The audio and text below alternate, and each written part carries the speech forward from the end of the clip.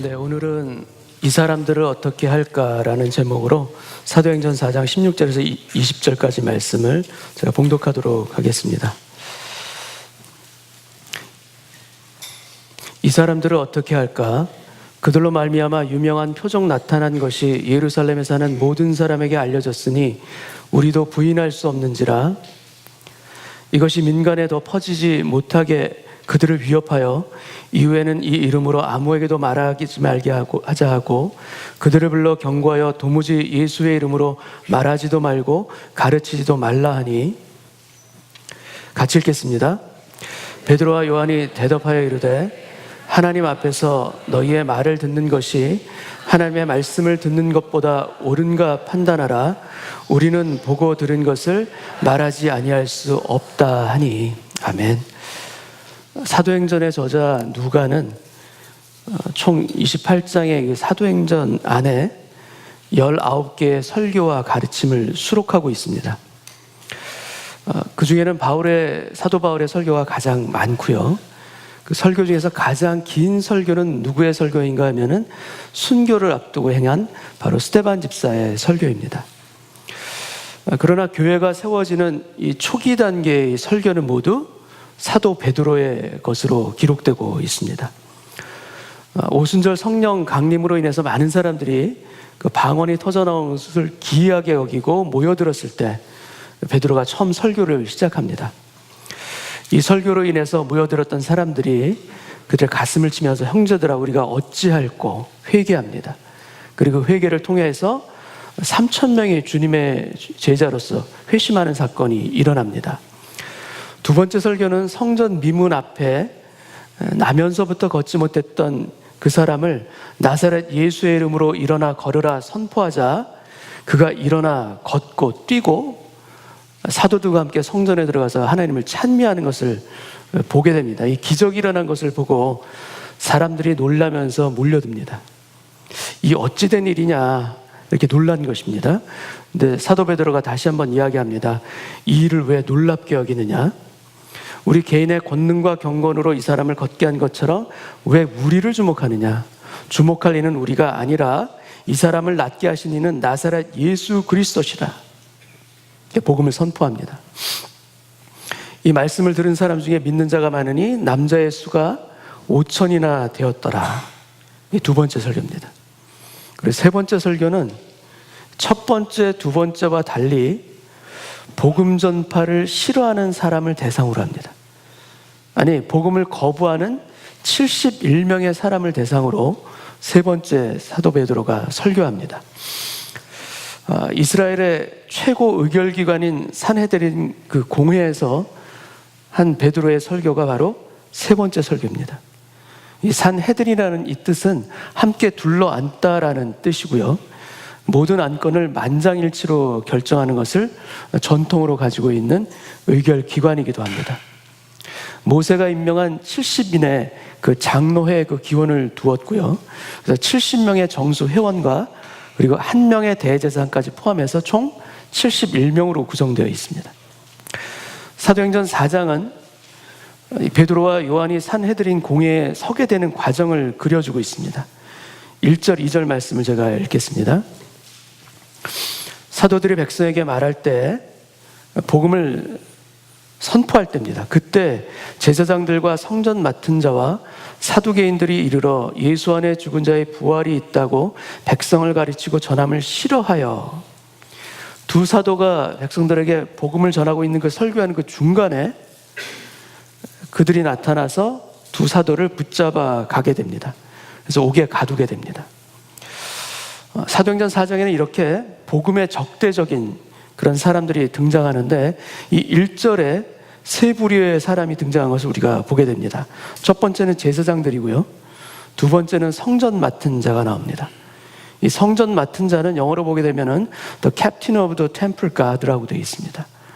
그러니까 대제사장의 어쩌면은 성전의 치안과 관리를 맡은 사람들로서 대제사장의 다음 가는 권력을 가진 사람들이 바로 이 성전 맡은 자입니다. 그리고 사두개인이 나옵니다. 이 사두개인은 예수님 당시에 바리새인과 더불어서 이스라엘의 양대 세력 중 하나를 구성하고 있는 사람들입니다. 이들은 수적으로 많지는 않습니다. 수적으로는 적은 소수이나 그런데 그들이 제사장직을 독점하고 있는 종교 귀족 계층이 바로 이 사두개인들입니다. 그리고 그 특권과 그 지위를 유지하기 위해서 로마 제국과 좋은 관계를 유지하는 그 정치적인 그것에 관심이 많았던 정치 집단이기도 한 것이 바로 사두개인들입니다. 근데 그런 것과 더불어서 이 사두개인들에게서 가장 큰 신앙적인 문제는 무엇인가 하면 이들이 천사를 믿질 않아요. 천사를 통한 하나님의 기적을 믿지 않고요. 또 가장 대표적인 문제가 뭐냐면 이들은 부활을 믿지 않습니다. 그러니까 죽음 이후의 것, 이 부활에 대해서 부정하는 사람들이 이 사두개인들이에요. 그러니까 한마디로 말씀드리면 철저하게 세속적인 현실주의자의 신앙을 가지고 있는 사람이 바로 이 사두개인들입니다. 천사도 안 믿고요. 죽음 이후의 삶인 그 부활도 믿지 않는데 이들이 영적인 일을 담당하고 있는 제사장들이에요. 너무나 모순된 것이죠. 너무나 앞뒤가 안 맞는 그런 상황 가운데 이들이 있는 거죠. 만약에 영적인 일을 담당하고 있는 목회자인데 정치에 능하고 또 지극히 세속적이다면 여러분 어떻겠습니까? 만약에 목회자인데 부활에 살아있는 신앙보다는 종교적인 특권과 기득권을 유지하기 위해서 애쓰고 있는 그런 목회자라면 여러분은 어떻게 보시겠습니까? 현대에도 이러한 사두개인들이 있을 수가 있습니다. 이것은 일반 여러분 성도분들보다도 저를 포함한 목회자들에게 또한 경고가 되는 그런 사항이기도 합니다. 그럼 제가 만약에 목회자인데 십자가를 지지 않고 자신의 십자가를 지지 않고 교회의 정치와 권력의 마음을 쓰고 있다면 여러분 저도 사두개인과 크게 다를 바가 없을 것입니다. 제가 만약에 부활신앙으로 깨어있지 않고 세속적인 것에 마음을 빼앗긴 그런 종교 비즈니스를 하고 있다면 저도 사두개인과 다를 바가 없을 거예요. 아니 신앙이라는 그 이름으로 오히려 더 현실적인 욕심을 채우는 것이 저의 기도의 대부분이라면 온전한 목회자가 될 수가 없겠죠. 그래서 기도합니다. 저도 주님, 저에게 세속적인 마음을, 세속적인 욕심들을 영적인 것으로 포장하는 그 위선과 모순이 저에게는 없게 하여 주옵소서. 늘 끼어서 기도하지 않으면 저 안에도 사두개인의 모습이 나타날 수 있다는 것, 연약한 인간이라는 것, 저도 여러분 앞에 고백할 수밖에 없습니다. 두 사도를 붙잡습니다. 그리고 옥에 가두고 다음 날 이튿날 산헤드린 공회가 열립니다. 5절 6절 말씀을 읽겠습니다. 이튿날 관리들과 장로들과 서기관들이 예루살렘에 모였는데 대제사장 안나스와 가야바와 요한과 알렉산더와 및 대제사장의 문중이 다 참여하여 복음의 적대적인 또 다른 부류가 계속해서 등장하고 있습니다. 이들은 바로 산헤드린 공회를 이루고 있는 멤버들인 관리들, 그리고 장로들, 서기관들입니다. 그리고 이 중에서도 제일 큰 권력자인 대제사장 일가가 등장하게 됩니다. 오늘 성경에 보게 되면 대제사장 안나스와 가야바, 이 두 사람의 이름이 나옵니다. 여러분, 이 두 사람은 예수님을 십자가에 못 박는 그 마지막 날 밤에 새벽까지 있었던 그 재판에 등장하기도 했었던 바로 두 주역들입니다. 이 당시 현직 대제사장은 누구인가 하면 바로 가야바입니다. 그럼 앞에 있는 안나스는 누구인가? 현재 대제사장은 가야바지만 일반 이스라엘 백성들이 생각하는 진짜 대제사장은 가야바가 아니라 오히려 안나스예요. 안나스는 어떤 사람인가? 로마 제국에 의해서 이미 해임된 전임 대제사장이 바로 안나스입니다. 그리고 가야바는 누구인가 하면 이 안나스의 사위예요. 장인과 사위입니다. 그리고 안나스는 5 아들을 포함한 이 가야바, 사위 가야바까지 이 아들 5과 더불어서 이 가야바까지 6명이 차례차례 대제사장직을 연임합니다. 그러니까 대제사장직의 세습이 계속해서 이 가운데 일어난 것이죠. 그래서 대제사장의 이름이 가야바보다 누구 이름이 먼저 나옵니까? 실권자인 안나스 이름이 먼저 나오고 있습니다. 이들이 두 사도를 앞에 두고 무섭게 신문하기 시작합니다. 7절 말씀 제가 읽겠습니다. 사도들을 가운데 세우고 묻되 너희가 무슨 권세와 누구의 이름으로 이 일을 행하였느냐? 사도들의 이적과 설교를 인정할 수 없다는 이들의 위협과 핍박이 시작된 것입니다. 여러분, 이 두 사도를 한번 보시기 바랍니다. 아무 능력이 없습니다. 도와줄 사람도 없습니다. 근데 어떻게 이 상황을 이 두 사도가 헤쳐나갈 것인가? 이들에게 과연 힘이 무엇이 될 것인가? 여러분, 이들에게도 이 두 사도에게 힘이 있어요. 그 힘이 무엇인가 하면 바로 이럴 상황을 미리 대비해서 예수님이 이전에 제자들에게 미리 주셨던 말씀의 힘, 그리고 성령의 도우심이 이 두 사도의 힘입니다. 누가복음 12장 11절 말씀 제가 읽겠습니다. 사람들이 너희를 회당이나 위정자나 권세 있는 자 앞에 끌고 가거든. 이 말씀을 하시는 분은 누구신가 하면 바로 예수님이 제자들에게 하시는 말씀이에요. 권세 있는 자 앞에 너희를 끌고 가거든 어떻게 무엇으로 대답하며 무엇으로 말할까 염려하지 말라. 너는 그 상황에서 너희는 염려하지 말라. 왜냐? 마땅히 할 말을 성령이 곧 그때 너희에게 가르치시리라. 이미 예수님께서 제자들에게 이 말씀을 주셨고요, 마땅히 할 말씀을 성령이 너에게 가르치리라. 그리고 이 말씀 그대로 사도 베드로는 성령에 충만하여 산헤드린 공회원 앞에서 변론하기 시작합니다. 여러분, 사람의 지와 말은 제가 참 많이 경험합니다. 기름을 짜대듯이 그렇게 각고의 노력 끝에 나오더라도 그 말에 능력이 없어요. 말에 권세가 없습니다. 그러나 성령이 주시는 말씀은 다릅니다. 성령께서 주시는 말씀은 내가 할 수 없는 말을 하게 하세요. 아니, 내가 평소에 가지고 있던 언어가 아니고요, 내가 평소에 쓰고 있던 그런 말이 아닌데 그 말들이 튀어나와요. 내 성품과 지혜에서 나오는 말이 아닌 것입니다. 그렇기 때문에 권세가 있고요, 그렇기 때문에 열매가 있고요, 그렇기 때문에 닫혀있던 문들을 열어가는 하나님의 놀라운 일들이 일어나기도 하는 것입니다. 여러분, 성령님은 두 사도에게 하셨던 것처럼 위기의 때에 간절하게 간구하고 부르짖는 자에게 성령의 말씀을 우리의 입술에 담아주실 줄 믿습니다. 아니, 꼭 필요한 그 상황 가운데 부르짖는 심령에게 지혜의 말씀을 담아주셔서 그 입술을 통하여서 하나님의 영광을 드러나게 하실 줄 믿습니다. 성령이 마땅히 너희가 할 말을 곧 그때 너희에게 가르치시리라. 베드로가 성령이 충만하여 이르되 백성의 관리들과 장로들아, 만일 병자에게 행한 착한 일에 대하여 이 사람이 어떻게 구원을 받았냐고 오늘 우리에게 질문한다면 너희와 모든 이스라엘 백성들은 알라. 너희가 십자가에 못 박고 하나님이 죽은 자 가운데서 살리신 나사렛 예수 그리스도의 이름으로 이 사람이 건강하게 되어 너희 앞에 섰느니라.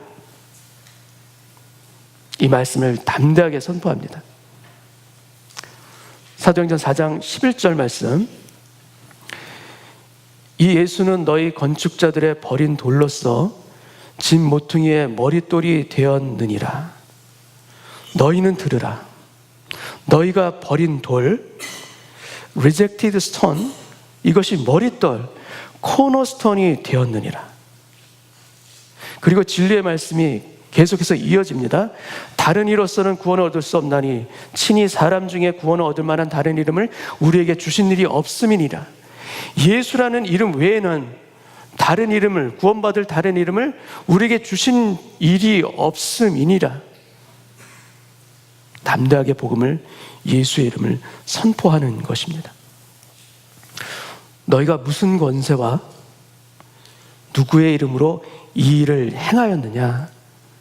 살기등등하게 물어보는 산헤드린 공예원의 그 질문 앞에 여러분 사도 베드로는 아주 쉽게 대답할 수 있는 말이 있어요.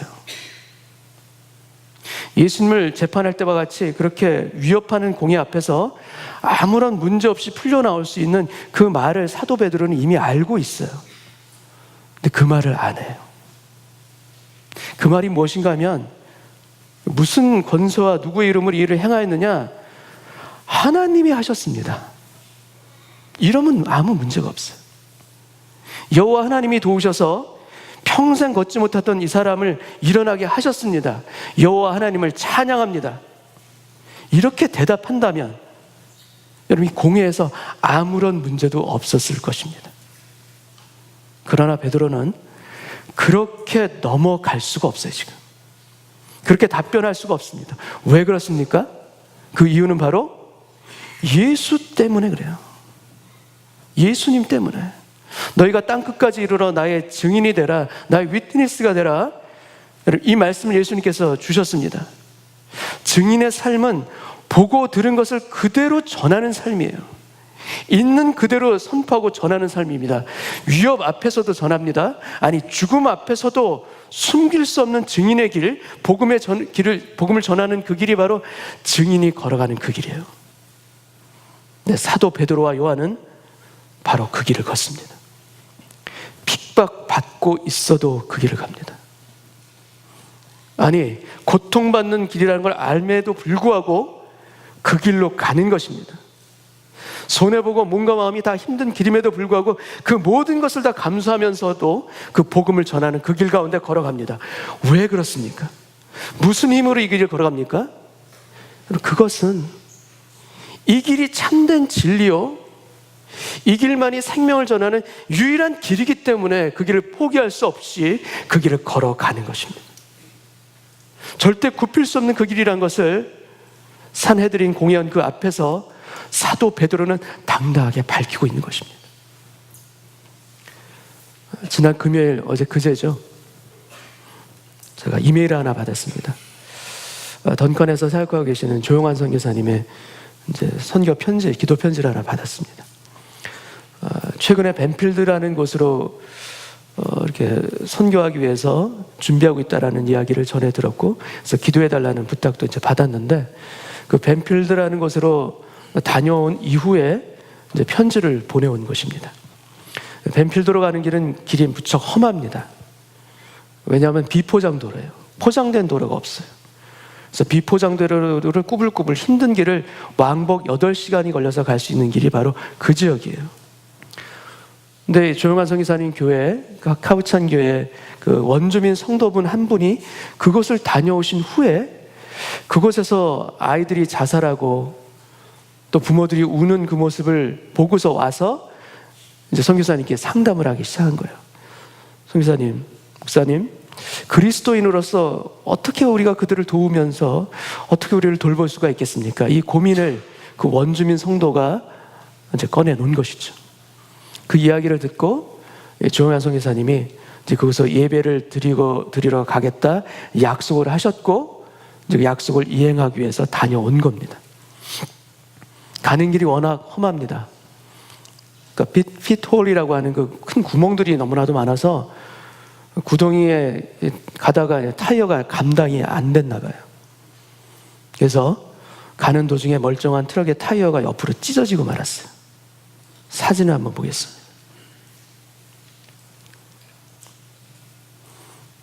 사진으로 보이십니까? 타이어가 찢어졌고요. 튀어나와서 결국 갈게 됐죠. 근데 하나님의 은혜로 그 지나가던 그 메카닉, 소형 메카닉을 통해서 도움을 받고 이제 갈고서 무사히 벤필드에 이제 도착을 해서 예배까지 드리게 된 겁니다. 비록 어른들은 오지 않고 아이들만 모인 예배였지만 복음의 씨앗을 심기 위해서 다음 달에 또 방문할 예정이라 하셨어요. 여러분, 찢어진 타이어를 한번 보시기 바랍니다. 이렇게 고생하는데 여러분, 다시 또 가야 합니까? 또 가야 하겠습니까? 여러분, 그런데 가지 않을 수가 없어요.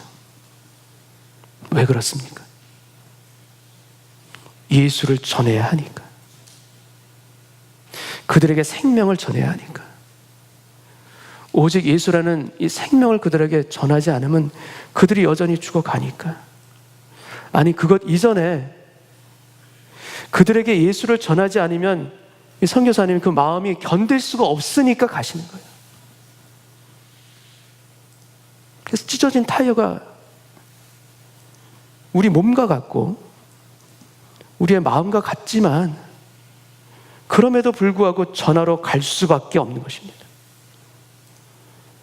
여러분, 이것이 복음을 부둥켜 아는 증인된 삶이 걸어가는 길입니다. 찢어진 타이어. 이 타이어를 다시 고쳐가면서도 생명을 전하러 갑니다. 그 복음을 사도 베드로는 당당하게 선포한 것입니다. 사도행전 4장 16절 말씀을 제가 읽겠습니다. 이 사람들을 어떻게 할까? 공회원들의 탄식입니다. 이 사람들을 도대체 어떻게 할까? 그들로 말미암아 유명한 표적 나타난 것이 예루살렘에 사는 모든 사람에게 알려졌으니 우리도 부인할 수 없는지라. 사내들인 공회원들이 탄식합니다. 이 사람들을 어떻게 할까? 이 감당할 수 없는 사람들을 우리가 도대체 어떻게 할까? 여러분, 이들은 부인할 수 없는 명백한 복음의 증거가 있는데도 불구하고 같이 믿고 따르는 길을 가는 것이 아니라 오히려 이 사람들을 어떻게 할까? 탄식합니다. 그리고 그들을 위협하고 이후에는 이 이름으로 아무에게도 말하지 말게 하자 그들이 서로 모의하고 또 두 사도를 불러서 경고하여 도무지 예수의 이름으로 말하지도 말고 가르치지도 말라 이렇게 협박합니다. 19절 말씀을 제가 읽겠습니다. 베드로와 요한이 대답하여 이르되 하나님 앞에서 너희의 말을 듣는 것이 하나님의 말씀을 듣는 것보다 옳은가 너희는 판단하라. 너희의 말을 듣는 것이 옳으냐 아니면 하나님의 말씀을 듣는 것이 옳으냐 너희는 판단하라. 우리는 보고 들은 것을 말하지 아니할 수 없노라. 보고 들은 것을 이 생명을 그대로 말하지 않을 수가 없노라. 우리는 감옥에 갇혀 죽더라도 우리가 보고 들은 것을 그대로 말할 수밖에 없노라. 여러분, 관리들이, 공회원들이 백성들 때문에 이들을 석방합니다. 어떻게 처벌해야 될지 방법을 찾지 못하고 다만 다시 위협하여 놓아주게 됩니다.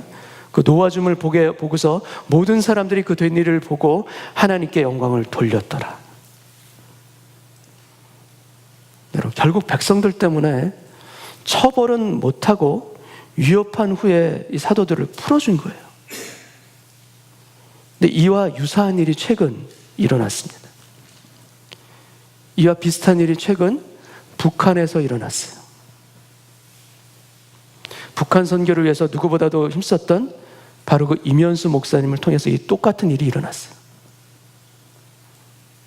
토론토 큰빛교회 임현수 목사님이 2년 반 9일, 정확하게 2년 반 9일, 2년 6개월 9일 동안의 북한 감옥 생활을 마치고 지난 8월에 병보석으로 석방이 되셨습니다.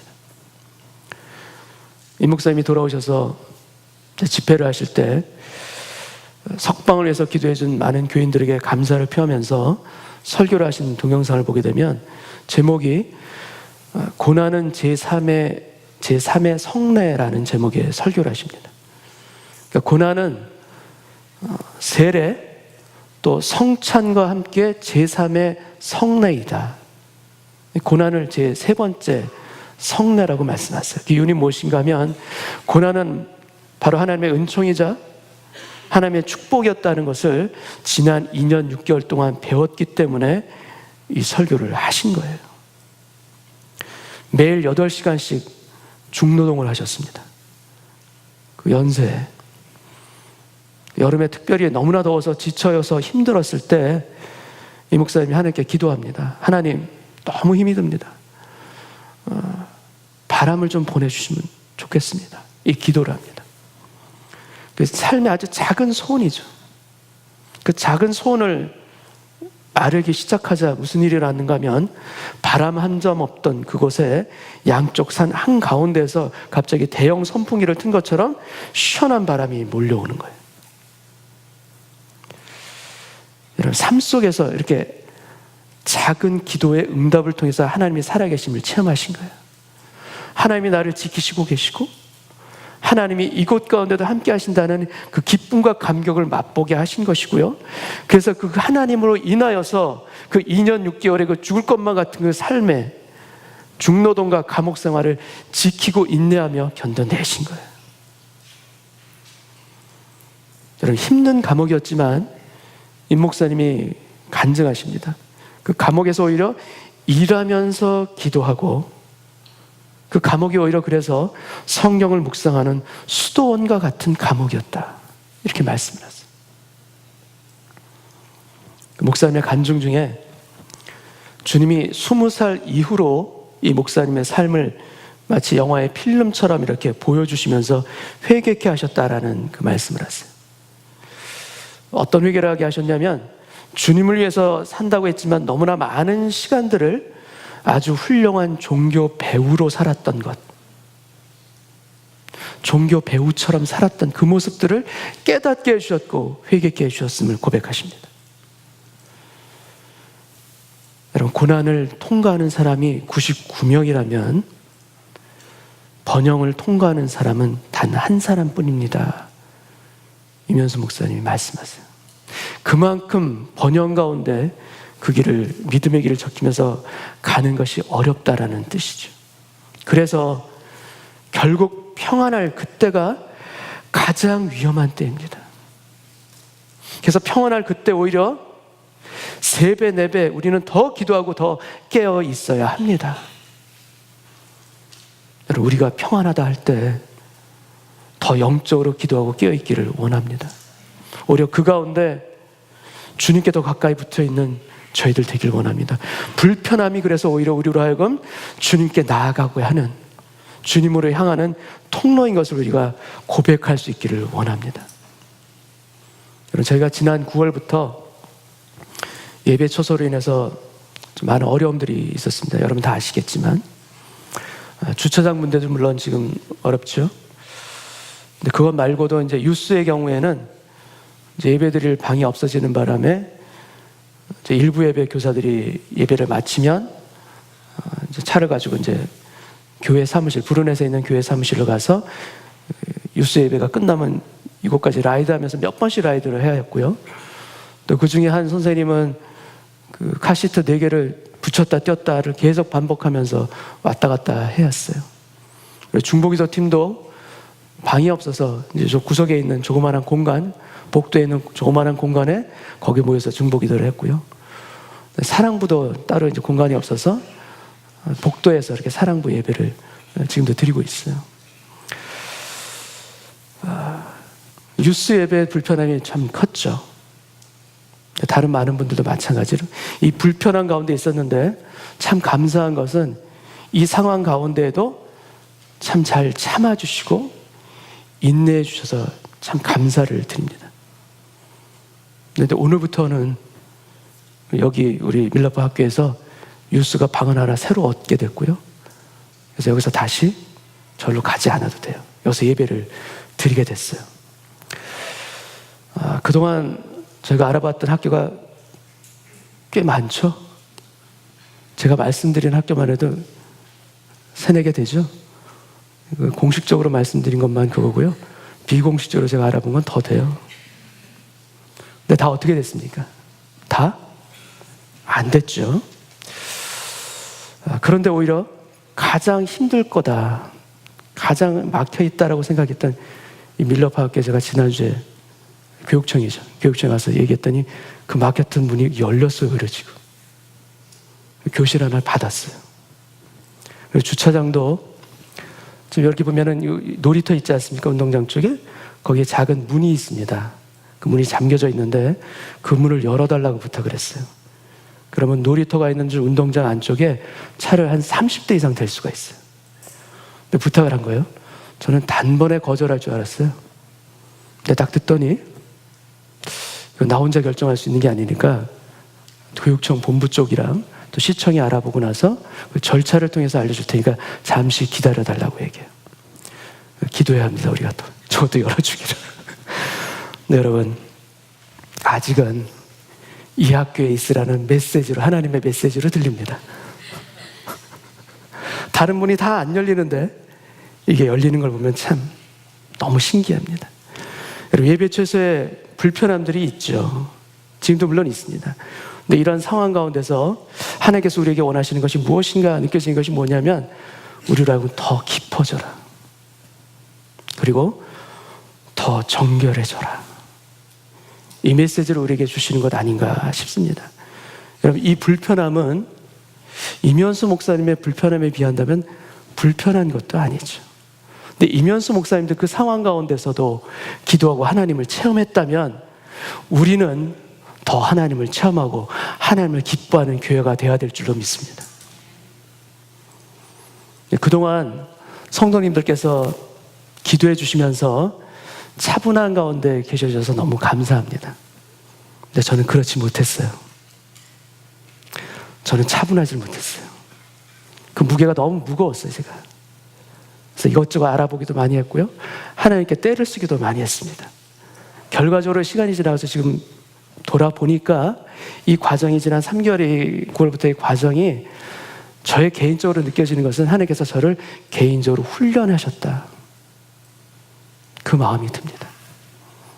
물론 하나님께서 앞으로 어떻게 하실지 모르죠. 그러나 하나님의 때가 차기까지는 이곳에서 예전처럼, 아니 예전보다 더 하나님을 찬송하리라, 하나님을 기뻐하리라, 하나님을 예배하리라, 이런 교회로 우리가 더 서기를 주님의 이름으로 축원드립니다.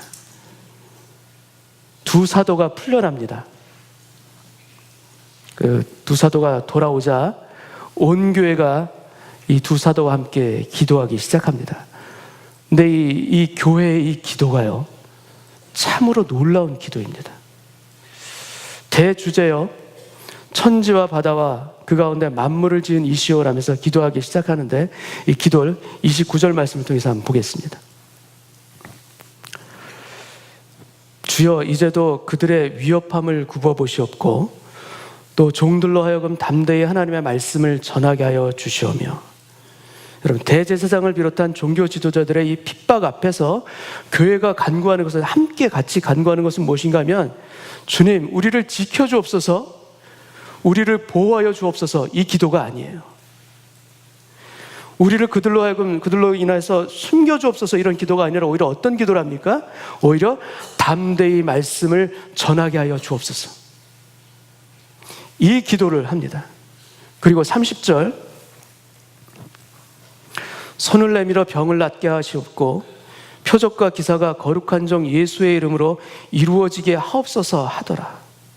주님, 주님의 손을 내밀어 주셔서 우리가 기도할 때 병든 자를 낫게 하여 주옵시고 치유의 권능이 있게 하여 주옵시고 복음의 표적과 기사가 예수의 이름으로 계속해서 이루어지게 하여 주셔서 구원받는 백성이 날마다 더하게 하여 주옵소서. 바로 이것이 핍박 앞에 서 있는 초대교회, 예루살렘 교회의 온 교인이 한 마음이 돼서 하는 기도입니다. 이 기도를 드리자 하나님께서 이 기도에 응답해 주십니다. 온 교회에 부르짖는 기도에 하나님께서 친히 응답해 주시는데 31절을 보겠습니다. 빌기를 다음에 모인 곳이 진동하더니 무리가 다 성령이 충만하여 담대히 하나님의 말씀을 전하니라. 그 기도를 마치자 하나님이 그 기도하는 곳에 진동을 허락하시고 또 성령의 충만함을 허락하셔서 그들이 계속해서 담대히 하나님의 말씀을 전하게 하셨더라. 여러분, 이 초대교회 역사가 우리 교회가 기도하는 그곳 가운데도 동일하게 있기를 원합니다. 성령께서 임하시고 하나님 보내주시는 진동으로 인하여서 세상을 두려워하지 아니하고 오히려 하나님을 경외하며 복음을 담대하게 전할 수 있는 저희 교회 되기를 원합니다. 그래서 우리 교회가 걸어가는 그 길 가운데 초대교회 영혼 얻는 그 놀라운 기적과 이적들이 나타났듯이, 주님 저희 부족한 교회이고 작은 교회이지만 주님의 역사를 이뤄낼 수 있는 증인된 삶을 살 수 있는 교회 되게 하여 주옵소서. 아니, 우리 교회뿐만 아니라 우리 교회는 한 사람 한 사람이 주님의 참된 제자로서 증인의 삶을 살 수 있도록 주 역사하여 주옵시고, 오늘 예배를 통해서 그 소원과 간구를 드릴 수 있는 이 시간 되게 하여 주옵소서. 여러분, 주님께서 참으로 기뻐하시는 교회, 성령 충만한 교회, 하나님의 진동의 역사가 나타날 수 있는 교회가 예루살렘 초대교회뿐만 아니라 주님의 이름으로 모인 우리에게도 동일하게 역사하실 것을 믿고 기도하는 저희 모두 되시기를 주님의 이름으로 축원합니다. 같이 한번 기도하겠습니다. 아버지 하나님, 이 사람들을 어떻게 알고, 권력자들이, 대세상들이 오히려 감당할 수 없는 사람들을 향하여서 어찌 알고, 저희들도 주님 그런 자리에 서기를 원합니다. 세상을 두려워하는 자리가 아니라 하나님을 경외하는 참된 증인의 삶으로 우리의 삶이 바뀌어지게 하여 주옵시고, 우리 내면에서부터 주님이 주시는 담대함으로 차올라오는 오늘 예배되기를 원합니다. 그래서 아버지 하나님, 사두개인의 거짓된 그런 모습들이 아니라 주님의 제자로서의 참되고 경건의 능력이 있는 삶 가운데 우리의 삶이, 우리의 마음들이 바뀌어지기를 원합니다. 주님, 감옥에서도 주님을 경험하고 갇혀있는 곳에서도 수도원의 기쁨을 누리게 하셨던 것처럼 우리들의 삶 가운데도 주님, 갇혀있는 곳에서도 얼마든지 주님을 체험할 수 있는 그 능력의 하나님이, 그 능력의 주님이 나의 목자인 것을 고백하기를 원합니다. 저 그 자리를 통하여서 주님, 우리의 기도와 간구가 주님의 복음을 담대히 전할 수 있는 그 자리에 우리도 서기를 원하올지니, 주님 오늘 예배 가운데 우리의 마음을 그렇게 주장하여 주옵소서. 우리의 마음을 이렇게 만져 주옵소서.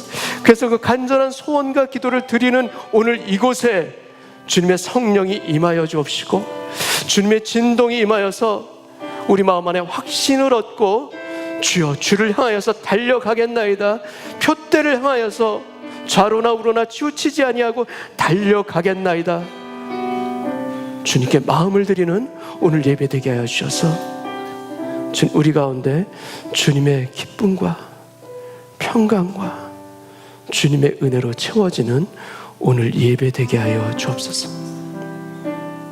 그 소원과 기도를 드리는 우리에게 주께서 거룩한 마음으로 새롭게 하여 주실 것을 믿고 감사드리오며 예수님의 이름으로 기도합나이다. 아멘.